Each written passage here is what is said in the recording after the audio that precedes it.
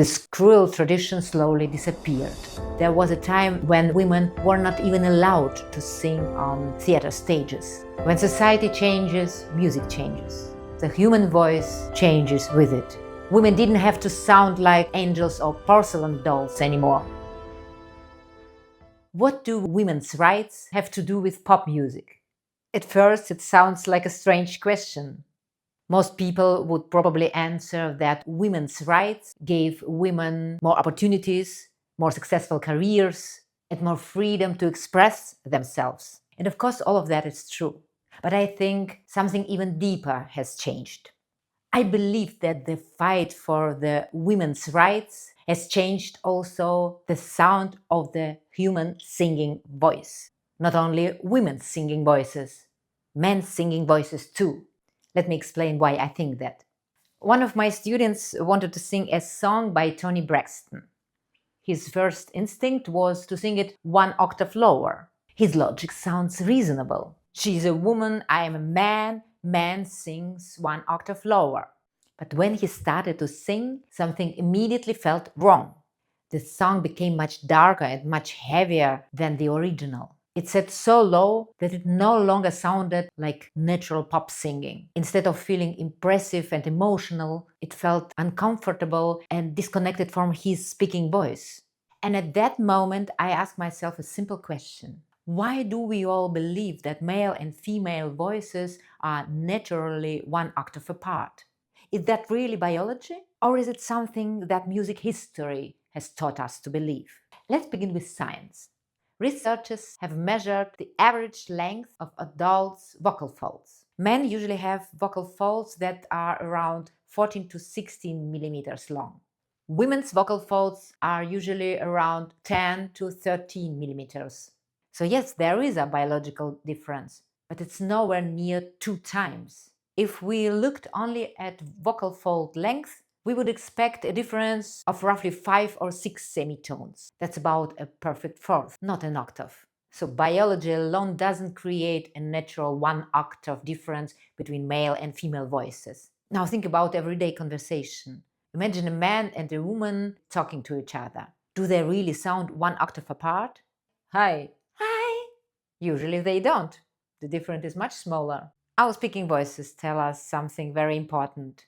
Men's and women's voices are naturally much closer to each other than many singers imagine. So, if biology doesn't create an octave, where did this idea come from? I think the answer begins with classical music. For centuries, classical singing created a very clear image how men and women were expected to sound. Women were encouraged to sing with a bright, pure, and elegant tone, spending much of the time in their head register. Men had a completely different role. They were expected to sound strong, heroic, and powerful, using much more chest voice. If you listen to classical duets, you will hear the two voices separated by an octave, or at least by a sixth. After hearing this sound for hundreds of years, it's easy to understand why so many people started believing that this was simply the natural relationship between male and female voices. But maybe it was culture. And here's something else that many people don't know. There was a time when women were not even allowed to sing on theater stages. Instead, the highest roles were performed by castrati, boys who were castrated before puberty in order to preserve their high singing voices. Today we look at this as one of the darkest chapters in the history of music. As women gradually gained the right to perform on stage, this cruel tradition slowly disappeared. And for me, that is an important symbol. When society changes, music changes. And when music changes, the human voice changes with it. Then the 20th century changed everything. Blues, gospel, jazz, soul, R&B, and later pop music. Women started to use a different kind of sound. More chest voice, more belt, more speech quality. The voice became closer to everyday human expression. Women didn't have to sound like angels or porcelain dolls anymore. They could sound powerful, angry, sexy, honest, natural. And personally, I see this as connected with a bigger cultural change. As women became more equal in society, they are also received more freedom to express themselves. They use their full voice, they sound like real people, not only beautiful and comfortable for others. But something else changed too. Men changed as well. For a long time, men were expected to show strength through a powerful chest voice.